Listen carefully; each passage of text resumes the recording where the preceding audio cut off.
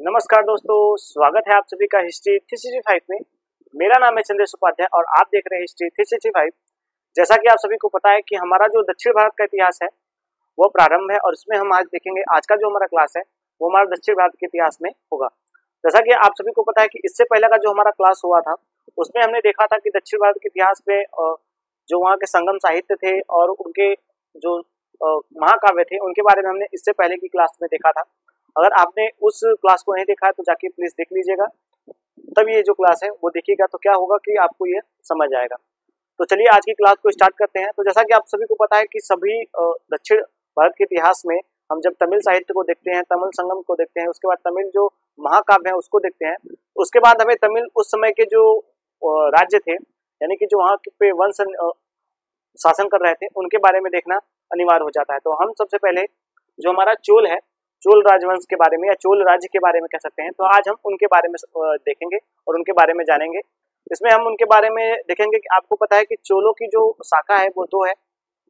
पहला जो शाखा हमें देखने को मिलता है वो हमें जब संगम साहित्य यानी कि जब संगम युग प्रारंभ होता है तब हमें एक चोलों की शाखा देखने को मिलती है। उसके बाद हमें 200 से 300 वर्षों के बीच में इनका जो शाखा है वो हमें विलुप्त देखने को मिलता है। उसके बाद हमें 9वीं सदी में फिर से जो शाखा है वो प्रारंभ होते हुआ दिखता है। तो हम उन्हीं सब के बारे में आज देखेंगे कि उनके बारे में बात करेंगे कि जो ये पहली शाखा जो पहला चरण है उसमें हम देखेंगे कि इसमें हमें 2 से 3 जो शासक हैं उनके बारे में देखने को मिलेगा। जो मुख्य शासक हैं उनके बारे में जो जानकारी देखने को मिलती है वो इसी में देखने को मिलती है। तो हम पहले इनके बारे में देखेंगे। उसके बाद आगे की जब हमारी क्लास बढ़ेगी तो हम चोलों के और जो चरण है उनको देखने का प्रयास करेंगे। तो चलिए अपनी क्लास को स्टार्ट करते हैं। तो आज का जो हमारा क्लास है वो हमारा है चोल राज्य के ऊपर। जो चोल राज्य है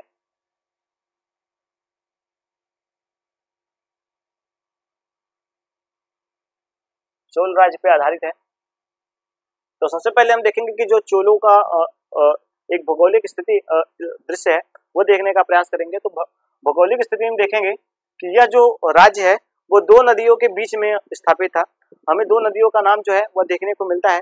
जो पहला नदी है वो है पेन्नार और जो दूसरा नदी है वो उसका नाम है बेलार। तो यह राज्य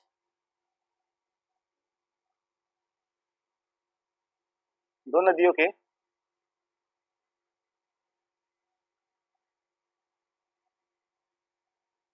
स्थित था।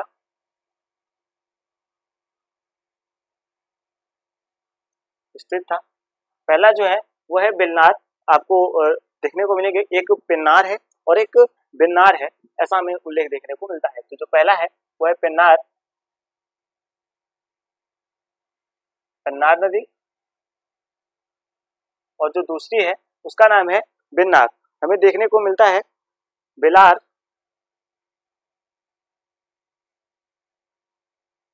नदी। तो इन्हीं के संगम के कह सकते हैं या इसी के बीच यह जो राज्य था वो स्थित था, यह राज्य स्थित था।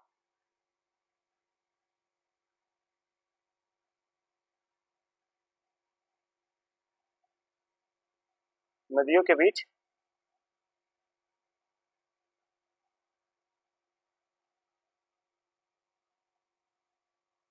राज्य स्थित था।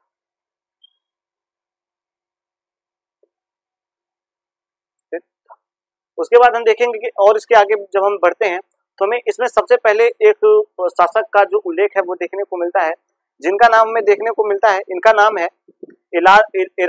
इलारा जो नाम है ये हमें एक नाम देखने को मिलता है। एक शासक है, इनका उल्लेख हमें देखने को मिलता है।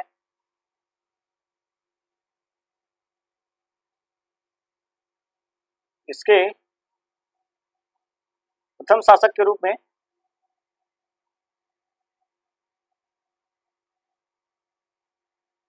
प्रथम शासक के रूप में कह सकते हैं या प्रथम जो हमें वर्णन देखने को मिला है वो महावंश में देखने को मिला है।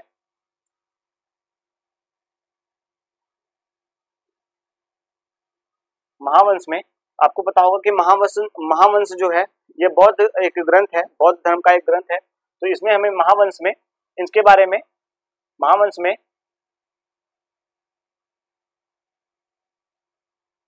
इलारा का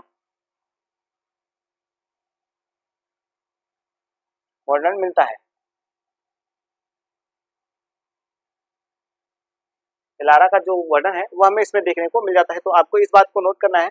और एक बात बता दूं, इनकी जो राजधानी थी, इनकी राजधानी, ये काफी इंपॉर्टेंट है, आपको इस बात को नोट करना है कि जो इनकी राजधानी है वो हमें 2 बार हमें देखने को मिलती है, एक कार्यकाल के शासनकाल में और एक प्रारंभिक राजधानी थी। तो जो प्रारंभिक राजधानी है उसको हम देखेंगे, उसके बाद जब हम कार्यकाल का, अभी हम कार्यकाल के बारे में जब देखेंगे, एक शासक हुए हैं कार्यकाल, उनके बारे में हम जब देखेंगे तो उसके आगे की जो राजधानी उन्होंने स्थापित की है उसके बारे में हम देखेंगे। तो जो हमें पहली राजधानी देखने को मिलती है वो हमें उत्तरी मलनूर नार हमें देखने को मिलती है।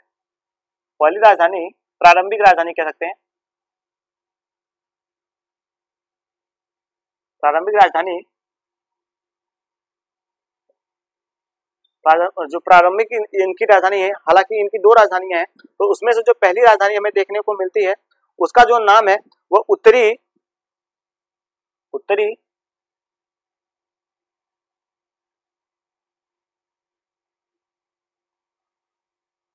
जो इनकी पहली राजधानी है वो उत्तरी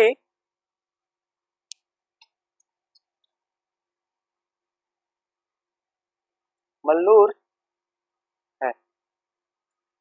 जो उत्तरी मलनूर है, यह इनकी पहली राजधानी हमें देखने को मिलती है। लेकिन आगे चलकर इनका हमें जो दूसरा राजधानी देखने को मिलता है वो उदययूर में, जो एक कह सकते हैं कि एक कावेरीपट्टनम है, कावेरीपट्टनम में इनकी दूसरी राजधानी हमें देखने को मिल जाती है। तो जो पहली राजधानी है वो हमें इसमें देखने को मिलती है, यानी कि जो पहली राजधानी है, इनकी प्रारंभिक राजधानी, वो उत्तरी मनलूर में है, और जो दूसरी राजधानी हमें देखने को मिलती है वो उदययूर में, कावेरीपट्टनम, और कावेरीपट्टनम की कह सकते हैं पुहार में स्थित है। तो उसमें हमें यहाँ पे देखने को मिलती है। तो हम आगे उसके बारे में जब बात करेंगे तो हम प्रारंभिक राजधानी के बाद बात कर रहे हैं, उसके बाद इनकी दूसरी राजधानी,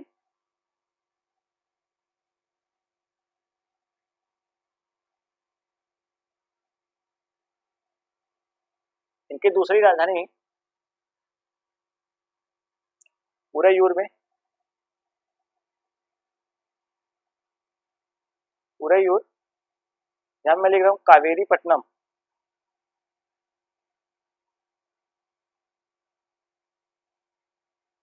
कावेरीपट्टनम, यहाँ पे मैं लिख रहा हूँ पुरहार, पुरहार,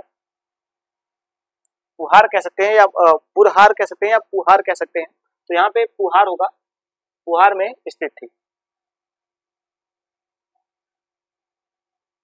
इनके बारे में आप ये बातें जो है वो इम्पोर्टेंट है, इसको आप याद कर लीजिएगा, क्योंकि जो इनकी पहली प्रारंभिक राजधानी देखने को मिलती है वो हमें मनलूर में मिलती है, और उसके बाद जो दूसरी राजधानी देखने को मिलती है वो उदययूर में, जो कावेरीपट्टनम स्थित है, कावेरीपट्टनम में पुहार के आसपास देखने को मिल जाती है। तो इसमें हमें पहली राजधानी इस प्रकार से देखने को मिलती है।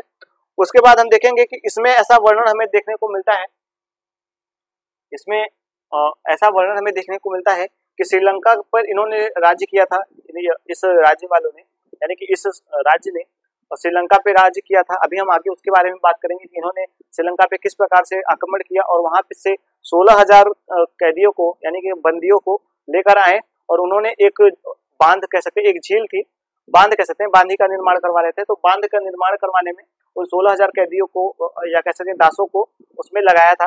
तो कार्यकाल के शासनकाल में हुआ था। तो हम अभी कार्यकाल के बारे में जब पढ़ेंगे तो उसमें हम देखेंगे। और इसमें ही एक वर्णन हमें और देखने को मिलता है कि एलारा ने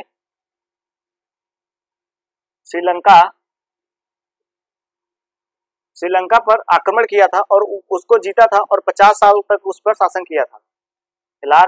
एलारा ने श्रीलंका पर आक्रमण किया था,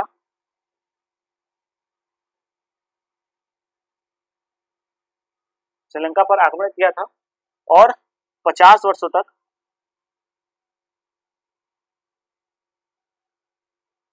शासन किया था।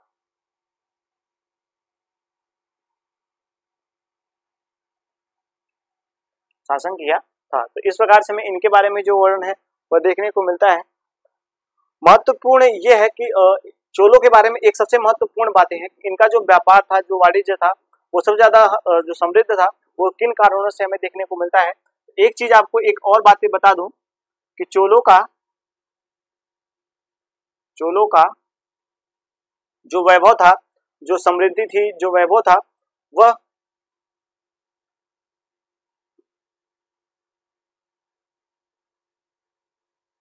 वैभव और समृद्धि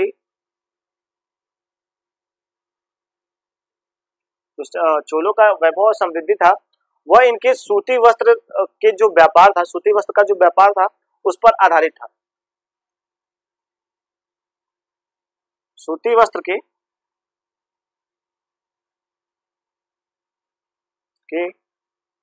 व्यापार पर आधारित था।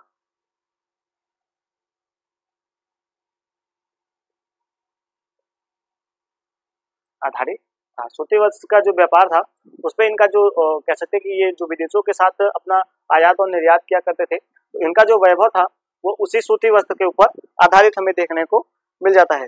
उसके बाद हम देखेंगे कुंभ कोमल नामक जो चोल का और जो चोलों का एक कोषागार था, कुंभ कोमल। इस चीज को भी आप नोट कर लीजिएगा कि चोलों का कुंभ कोमल में एक कह सकते हैं कोषागार जो था वो स्थापित किया गया था। कुंभ कोमल में इनका एक कह सकते हैं कोषागार जो था वो स्थापित किया गया था।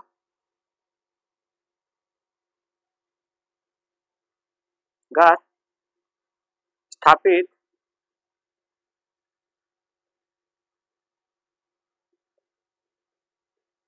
किया गया था। तो इसमें भी हमें इनके बारे में जो जानकारी है वहां से भी हमें प्राप्त हो जाती है।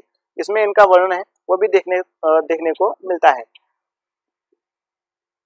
और एक बात आपको बता दूं कि जो चोल राजा होते थे, जो चोल राजा थे, चोल शासक वो युद्धों के दौरान आप अगर वो युद्ध में जब भाग लिया करते थे, यानी युद्ध किसी भी राज्य से किया करते थे। अभी आपको बताऊंगा कि जो कार्यकाल थे, इन्होंने हिमालय तक जो है वहाँ हिमालय तक के देशों पर, हिमालय तक के जो भारत का भाग है वहां तक इन्होंने आक्रमण किया था। और अवंती ब्रज और एक जगह और है, वहां पे इन्होंने अपना जो आधिपत्य था उसको स्थापित कर लिया था। वहां तक के राज्यों को अपने राज्य में जो था उसको मिला लिया था। तो उसके बारे में हम आगे देखेंगे। अभी हम बस चोलों के बारे में देख रहे हैं। जो चोल थे उनके प्रारंभिक जो दिन थे उनके बारे में देखेंगे। तो हमें चोल शासकों के बारे में एक वर्णन देखने को मिलता है कि जब ये युद्ध में भाग लेने जाते थे, यानी कि युद्धों में जब ये भाग लेते थे, तो उस समय इनका जो कह सकते हैं कि जब ये युद्धों में भाग लेते थे, इनका जो एक रथ हुआ करता था वो काफी ज्यादा सुंदर हुआ करता था। तो इनके रथ थे चोल शासकों के सुंदर रथ के लिए, सुंदर रथ लिए भी जाना जाता है। कि जब ये भाग लेते थे युद्ध में, तो इनका जो रथ होता था वो काफी ज्यादा आकर्षित, काफी ज्यादा जो सुंदर था वो होता था। तो इसके लिए भी इनको जाना जाता है कि इनके जो रथ थे वो काफी ज्यादा हमें महत्वपूर्ण इसमें भूमिका निभाते हैं। इनके रथ के बारे में युद्ध में जब ये भाग लेते थे तो इनको इसमें भी हमें देखने को मिलता है। उसके बाद हम देखेंगे कि इन्होंने ऐसा वर्णन देखने को मिलता है कि सिंघल, आप जानेंगे कि सिंघल जो है वो श्रीलंका को ही, सिंघल हमारे वेदों में कहा गया है, या हमारे जो यहाँ के साक्ष्य मिले हैं उसमें मैं ऐसा वर्णन देखने को मिला है कि जो सिंघल था वो श्रीलंका ही था। तो श्रीलंका के भूभाग को सिंघल कहा जाता है। तो सिंघल में हम देखेंगे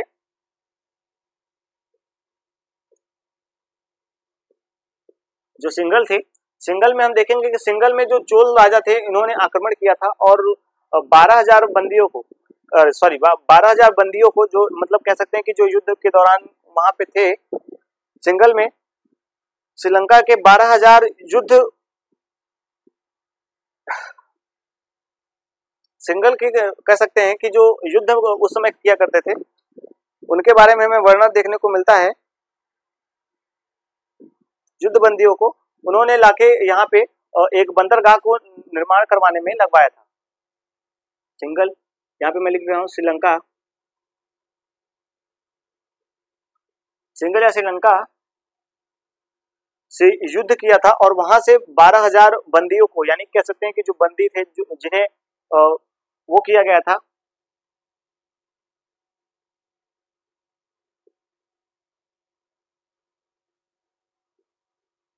बंदियों को पकड़ के लाया गया था और पुहार बंदरगाह का निर्माण करवाया गया था। पुहार बंदरगाह बंदियों को लाया गया था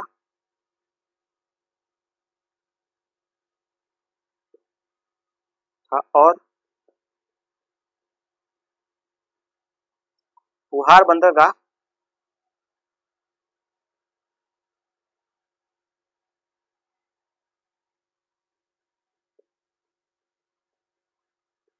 निर्माण कराया गया था।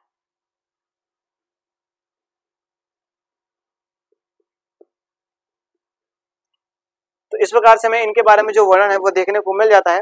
उसके बाद हम देखेंगे कावेरी पट्टनम का जो राजधानी है,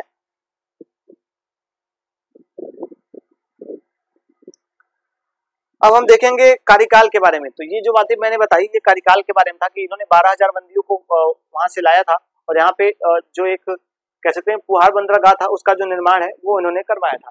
तो आप इसका एक बार स्क्रीनशॉट ले ताकि मैं अब आगे का जो क्लास है मैं आगे बढ़ाऊं तो आपको जो समझ आता चलेगा। तो आप जरूर इसका एक बार स्क्रीनशॉट ले लें ताकि मैं इसको साफ करूं। अब हम देखेंगे कार्यकाल के बारे में, जो इनके प्रारंभिक हमें नाम देखने को मिलते हैं।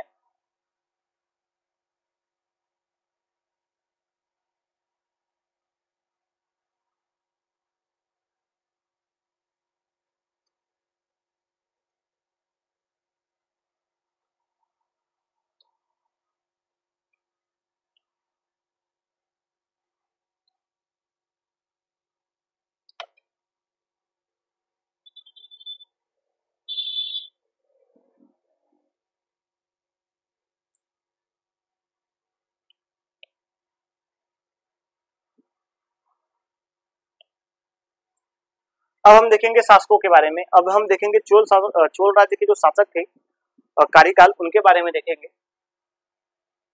महत्वपूर्ण शासक कार्यकाल,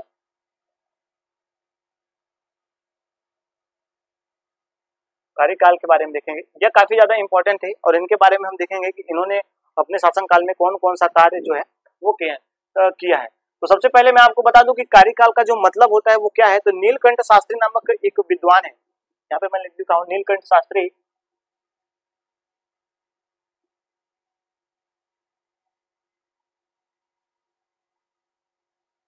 नीलकंठ शास्त्री नामक एक विद्वान है, डॉक्टर यहाँ पे नीलकंठ शास्त्री, डॉक्टर नीलकंठ शास्त्री जो है, इन्होंने कार्यकाल का मतलब बताया है कि जिनका पैर जला हुआ हो, यानी कि जला हुआ पैर।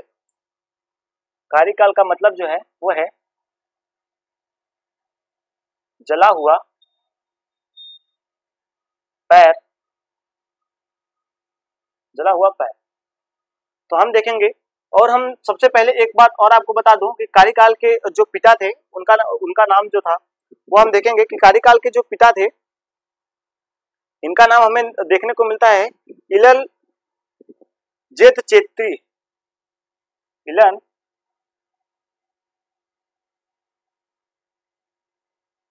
जेत चेत्री, यह कार्यकाल के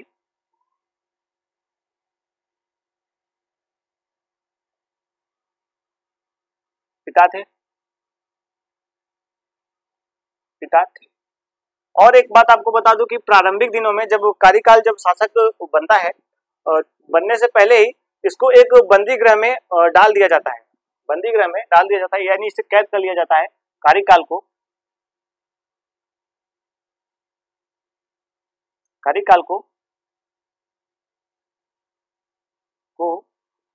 शासन के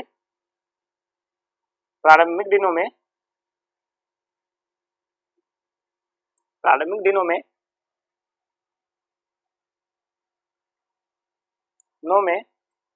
कह सकते हैं कि कारागार में डाल दिया जाता है, कारागार में कैद कर दिया जाता है।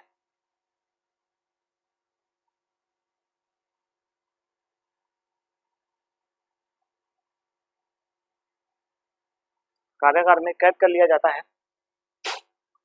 और उसके बाद हमें इसका पुनः जब यह मतलब कारागार से निकलता है, भाग निकलता है और उसके बाद जब वहां से वापस आता है तो उसके बाद इसमें हमें एक वर्णन देखने को मिलता है। इसके बारे में जो वर्णन है वो हमें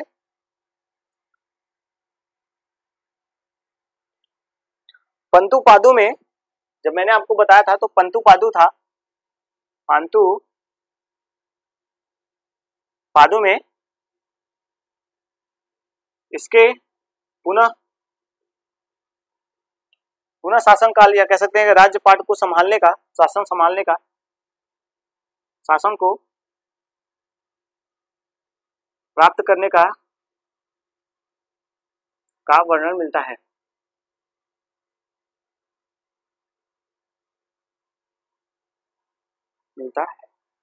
एक बात और आपको बता दूं, जो पंतु पादु है सेम इसी में, पंतु पादु में ही हमें एक और वर्णन देखने को मिलता है कि जो कार्यकाल था इसने हिमालय तक के क्षेत्रों पर आक्रमण किया था। हिमालय तक के क्षेत्रों में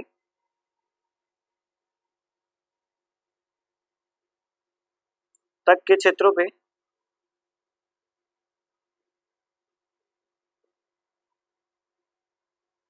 आक्रमण किया था।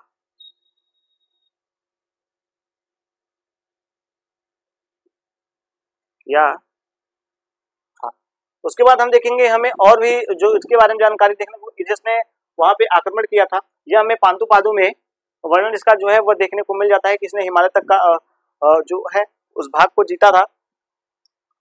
उसके बाद हम देखेंगे इसमें हमें ऐसा वर्णन देखने को मिलता है कि इसने ब्रज, मगध और अवंती को जीता था। इसने अपने शासनकाल में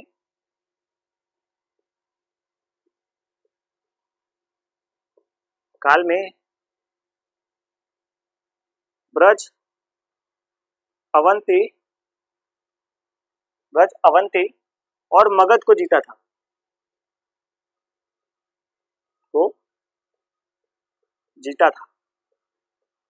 देख रहे हैं आपको दक्षिण भारत का ये पहला हमें ऐसा शासक देखने को मिल रहा है जिसने मगध पर आक्रमण किया था और उसको जीता था। तो हम ये देख रहे हैं कि चोलों में कार्यकाल जो है, इन्हीं के बारे में हम जानकारी जो है वो आप सभी को दे रहे हैं कि इन्होंने अवंती, मगध और ब्रज को जीता था। उसके बाद हम देखेंगे कि इसके और भी हमें जो कार्यकाल के बारे में ऐसी वर्णन देखने को मिलता है। इसने कोविल वित्र में कार्यकाल ने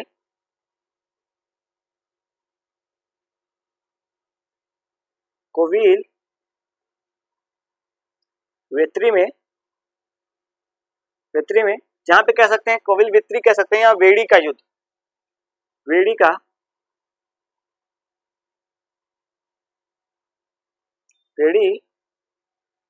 का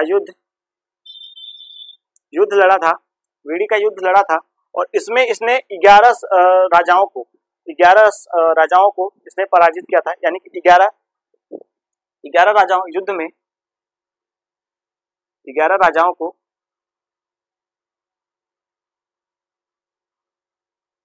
पराजित किया था।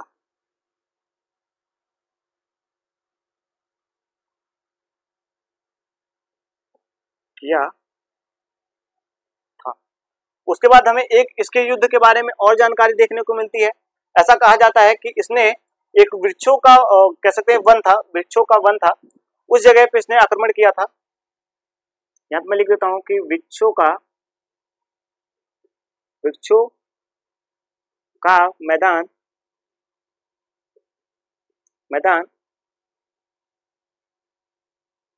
पर इसने आक्रमण किया था। पर इसने कुछ सामंत थे, जो छोटे सामंत थे, उसको इन्होंने पराजित किया था। जो सामंतों की संख्या हमें देखने को मिलती है वह हमें 9 देखने को मिलती है। इसने 9 छोटे सामंतों को पराजित किया था।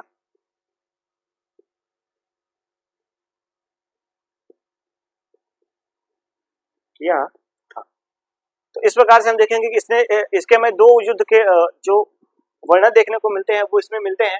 पहला जो मैंने आपको बताया कि इसने कार्यकाल ने जो पहला युद्ध लड़ा था वो वेड़ी में लड़ा था, यानी कि वेड़ी का युद्ध हम कहते हैं। उसमें इसने 11 राजाओं को हराया था। और उसके बाद इसका जो दूसरा हमें युद्ध देखने को मिलता है वो वृक्षों का मैदान है। उसमें ऐसा नाम हमें वर्णन देखने को मिल जाता है। हालांकि इसका जो नाम है वो काफी ज्यादा टफ है, तो मैं आपको नाम की जगह पे आपको एक शॉर्ट फॉर्म के रूप में बता रहा हूँ। तो इसका ऐसा भी क्वेश्चन आपसे पूछा जा सकता है कि वृक्षों के मैदान में किसने युद्ध किया था। इसने 9 सामंतों को हराया था।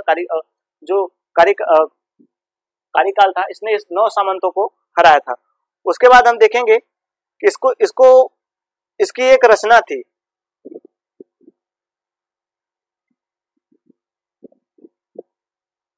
एक रचना हुई है जो कावेरीपट्टनम में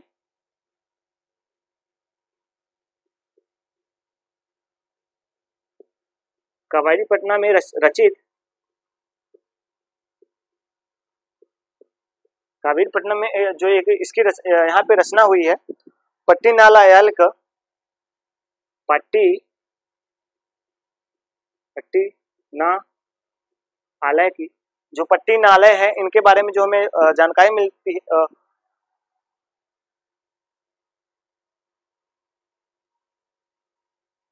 पट्टीनालपलाई, इसमें इस पुस्तक में इसके युद्धों का इस पुस्तक में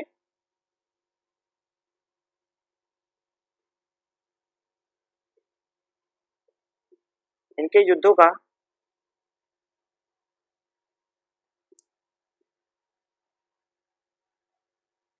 वर्णन देखने को मिलता है, वर्णन मिलता है। तो इस प्रकार से हम देखेंगे इनके बारे में। और इसी में इनका जो मैंने आपको पहले ही बताया कि इसमें इनका जो सिंघल का विजय है, उसमें सिंघल का विजय कह सकते हैं या श्रीलंका का जो विजय है, इसका वर्णन भी हमें इसी में देखने को मिलता है। सिंघल का विजय, यहाँ पे मैं श्रीलंका लिख दे रहा हूं।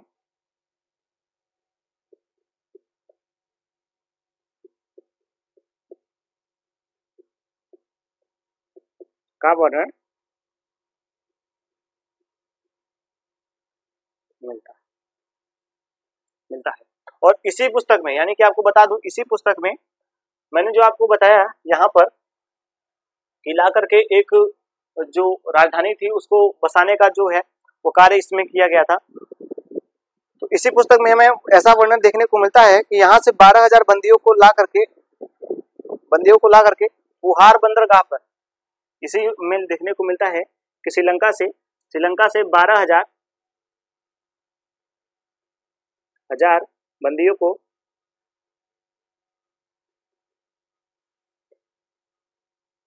लाकर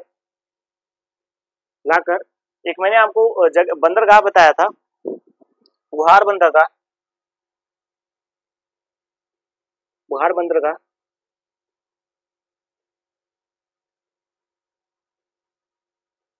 का निर्माण कराया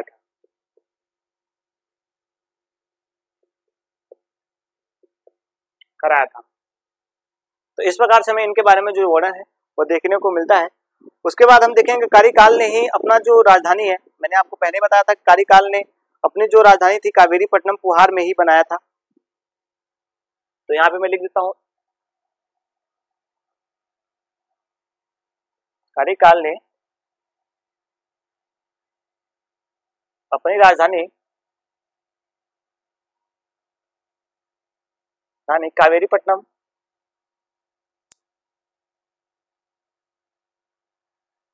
कावेरीपट्टनम या पुहार में स्थापित किया था।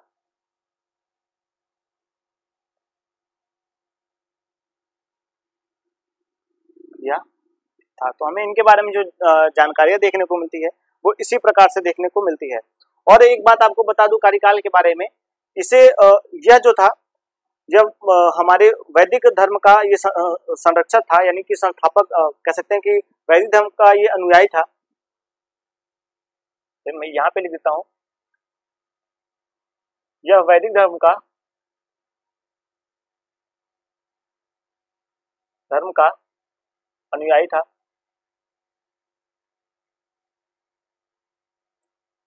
था। उसके बाद एक बात और आपको बता दूं कि इसने वैदिक धर्म को ही मान्यता दी थी, यानी कि अपने राज्य में इसने वैदिक धर्म का काफी प्रचार प्रसार किया था और काफी जो वैदिक यज्ञ थे उसका भी इसने भी पुष्टि किया था। तो आप इसको नोट कर लीजिएगा, मैं आपको ऐसे ही बता दे रहा हूँ क्योंकि जगह यहाँ पे कम है। और एक बात आपको बता दूं कि यह 7 सुरों का ज्ञाता था। यह 7 सुरों का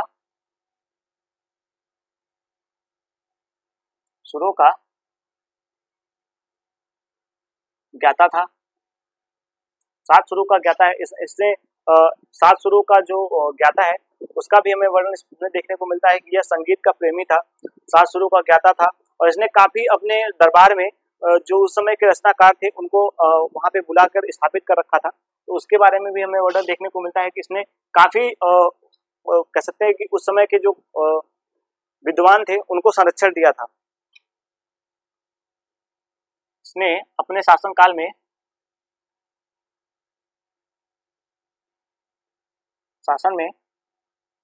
विद्वानों को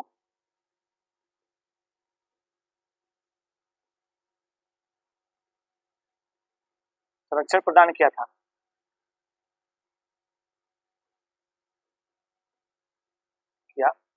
संरक्षण प्रदान किया था। तो इस प्रकार से हमें इनके बारे में जो जानकारियां हैं वो इस प्रकार से देखने को मिल जाती है।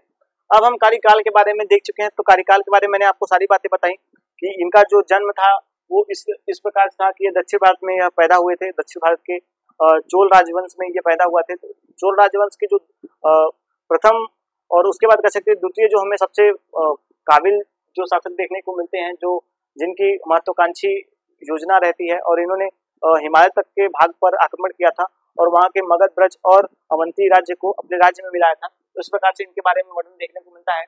पंतुपालय में इनके बारे में जानकारियां जो मिलती है उसको मैंने आपको बताया कि पंतुपालय की एक और चीज आपको बता दूं कि पंतुपालय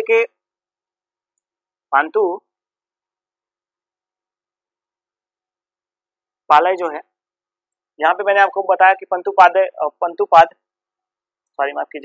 पंतुपाद के एक लेखक है, उनका नाम है रुद्र शर्मा। रुद्र शर्मा है के लेखक रुद्र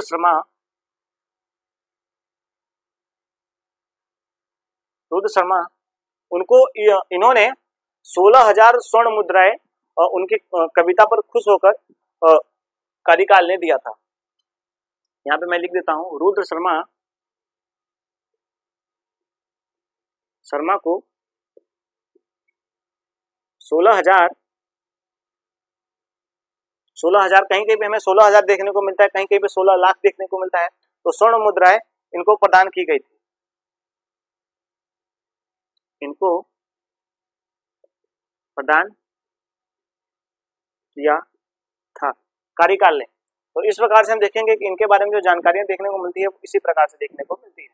उसके बाद हम देखेंगे एक छोटे से शासक और हुए हैं, और उनके बाद उन शासक के बाद हम देखेंगे इनका जो शासनकाल है वो चोलों का यहीं पे समाप्त हो जाता है। समाप्त क्या कह सकते हैं, यहीं पे विलीन हो जाता है। यहाँ पे फिर उसके बाद हमें कोई ऐसे योग्य शासक देखने को नहीं मिलते जिन्होंने चोल राजवंश को बढ़ाया हो। लेकिन हम उसके बाद देखेंगे कि 9वीं सदी में जो विजयालय है, इन्होंने फिर से चोलों की जो स्थापना की है उसको पुनर्स्थापित करने का जो कार्य है वो विजयालय ने किया है 9वीं सदी में। तो 9वीं सदी के बाद 9वीं सदी से इनका जो कार्यकाल है वो फिर से प्रारंभ हो जाता है। तो आपको चोलों की जो शाखा है, जब वहां पे हम आएंगे तो चोलों की फिर देखेंगे शाखा,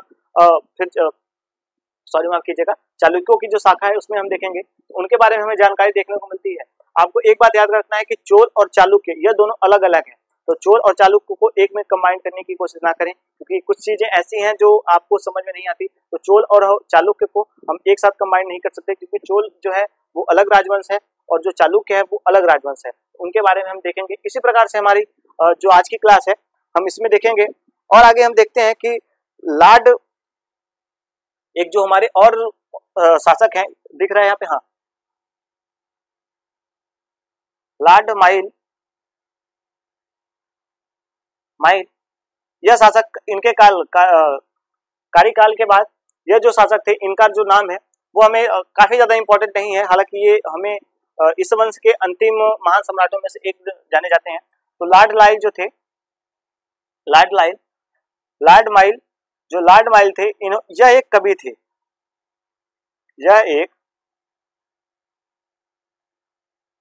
थे। इनके बारे में आप यह चीज जानते रहिएगा कि यह जो थे वो एक कवि के रूप में कार्य कर रहे थे। और इन्होंने इनमें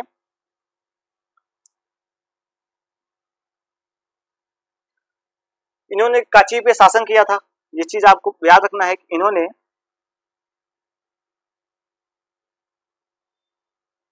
कांची पर शासन जो है किया था, कांची पे शासन किया था। और उसके बाद हम देखेंगे कि इन्होंने 4 गीतों का, यहाँ पे मैं लिख देता हूँ, एक सेकेंड थोड़ा सा साफ कर लूं क्योंकि जगह कम है तो दिखता नहीं है, समझ नहीं आएगा आपको।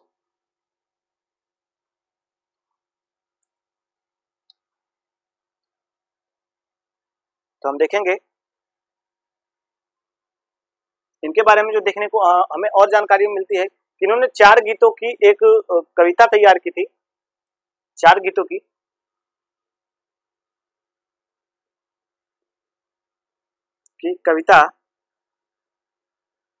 कविता तैयार की थी और कविता की रचना कह सकते हैं कि की थी।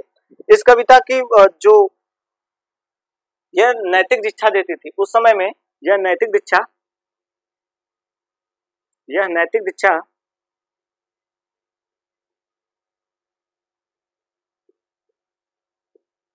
देती थी, नैतिक दीक्षा के रूप में जो था वह देता था। और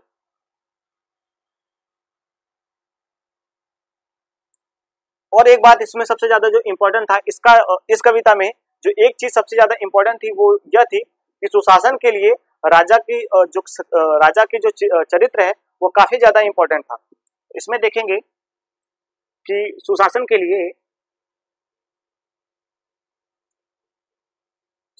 लिए राजा का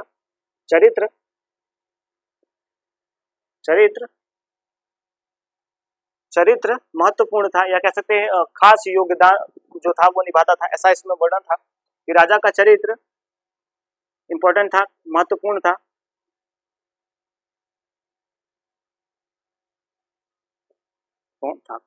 आपको पता होगा किसी भी राज्य को संभालने की अगर राजा की नैतिकता काफी अच्छी है, उसका चरित्र काफी अच्छा है, तो वो जो राज्य है वो काफी ज्यादा फलता फूलता है और उसकी नीतियां जो है वो इम्पोर्टेंट है। तो उसमें भी हमें राज्य के बारे में जानकारी जो है वो देखने को मिल जाती है। तो इस प्रकार से हम देखेंगे इनके चरित्र के बारे में जो हमें जानकारी देखने को मिलती है कि राजा का जो चरित्र है वो काफी ज्यादा उत्तम होना चाहिए। और इसके बाद एक महत्वपूर्ण और आपको जानकारी बता दें, इसके बाद के जो हमारे शासक हुए हैं वो चोल में इन शासक के बाद जो शासक हुए हैं वो इम्पोर्टेंट नहीं है। और इसके बाद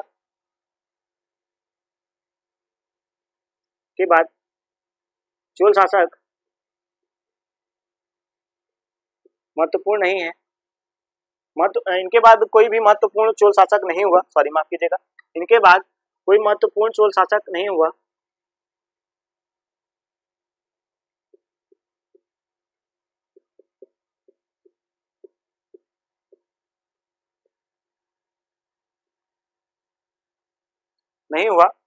क्योंकि इनके बाद हमें जो इनका एक कह सकते हैं कि अंधकार का युग जो है वो चोलों का प्रारंभ हो जाता है। और उसके बाद हमें 9वीं सदी में, मैंने आपको पहले ही बता दिया कि इनकी अब हमें जो शाखा देखने को मिलेगी चोलों की वो 9वीं सदी में देखने को मिलता है, जिसको विजयालय ने स्थापित किया था। इसके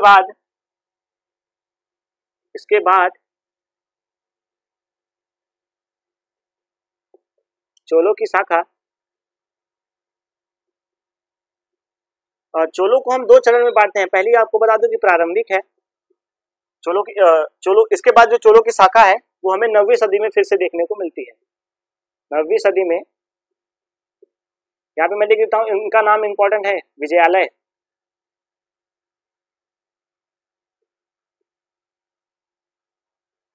ने स्थापित किया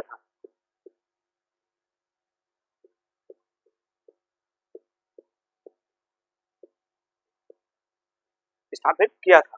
तो इस प्रकार से मैंने आपको बताया कि जो चोलों की शाखा है हमें 2 चरण देखने को मिलते हैं। पहला चरण में हमने प्रारंभिक में देखा कि कार्यकाल के बारे में देखा, क्योंकि ये काफी ज्यादा इंपॉर्टेंट है। उसके बाद हमने देखा था कार्यकाल के बारे में देखा, और उसके बाद जो हमारे दूसरे शासक हैं उनके बारे में देखा। हालांकि इनसे पहले भी एक शासक हमें देखने को मिलते हैं, एलारा जो है उनके बारे में जानकारी देखने को मिलती है। वो 50 वर्षों तक उन्होंने, जो एलारा थे उन्होंने 50 वर्ष तक श्रीलंका पर शासन जो है वो युद्ध करके उन पर विजय प्राप्त की थी, और उनके बारे में देखा था। वहां पे अपना 50 वर्षों तक शासन जो था उसको स्थापित किया था। उसके बाद हमने कार्यकाल के बारे में देखा कि कार्यकाल का जो मतलब था वो मैंने आपको बताया कि कार्यकाल का मतलब होता है कि जो नीलकंठ शास्त्री हैं, डॉक्टर नीलकंठ शास्त्री, उन्होंने ऐसा बताया कि पैर से जला हुआ पैर यानी कि जो जला हुआ पैर होता है उसको कार्यकाल का मतलब बताया है कि कार्यकाल का मतलब होता है कि जला हुआ पैर। और इनके जो पिता थे वो इलेन जेटेत्री थे, क्योंकि आपको बता दूं कि दक्षिण भारत के जो नाम है, दक्षिण भारत के इतिहास में जो हमें शासकों के नाम देखने को मिलते हैं वो थोड़े से क्लिष्ट देखने को मिलते हैं, तो आपको याद करने में या बताने में थोड़ी सी परेशानी होती है, तो आप इसको समझ लीजिएगा आपको किस प्रकार से याद करना है। उसके बाद मैंने आपको बताया कि पंतु पादों में हमें इनके बारे में वर्णन देखने को मिल जाते हैं। ऐसे तमाम जो बातें हैं वो मैंने आपको सारी बातें आज बता दी इनके बारे में। अब हम देखेंगे चोल के बारे में हमने देखा, अब उसके बाद हम चेर के बारे में देखेंगे, यानी कि अब हमारा जो अगला क्लास होगा, ये तो हमने चोलों की शाखाओं के बारे में पढ़ा, ये हमारा पहला प्रथम कह सकते हैं चरण था जो इनके शाखा के बारे में, तो मैंने आपको प्रारंभिक शाखा के बारे में बताया। उसके बाद अब चोलों की जो शाखा प्रारंभ होगी वो हमें विजयालय के बाद यानी कि 9वीं सदी में देखने को मिलता है, उसमें हम देखेंगे, तो हम उसमें चोलों की शाखा का जो है उसको हम देखेंगे। तो इस प्रकार से हमारा जो आज का सेशन है वो यहीं तक रहेगा। आपको क्लास कैसी लगी कमेंट सेक्शन में जरूर बताएं। चलते हैं, जय हिंद।